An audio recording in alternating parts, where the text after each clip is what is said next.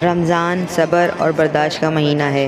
नबी करीम सल्लल्लाहु अलैहि वसल्लम ने फरमाया, रोज़ा ढाल है। जब तुम में से कोई रोज़े से हो तो वो ना गाली गलौज करे और ना ही शोर-गुल मचाए। यह हदीस हमें सिखाती है कि रोज़ा सिर्फ भूख और प्यास बर्दाश्त करने का नाम नहीं, बल्कि अपने गुस्से और जज्बात पर काबू पाने का भी इम्तिहान है। अगर कोई हमें इश्तियाल दिलाए तो हमें जवाब देने के बजाय सब्र से काम लेना चाहिए।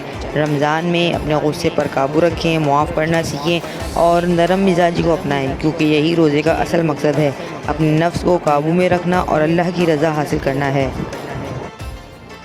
अगर आप चाहते हैं कि ये बाबरकत पैगाम ज़्यादा से ज़्यादा लोगों तक पहुँचे तो बराए करम हमारे चैनल को सब्सक्राइब करें, वीडियो को लाइक करें और मुकम्मल देखें ताकि कोई भी अहम बात आपसे रह ना जाए।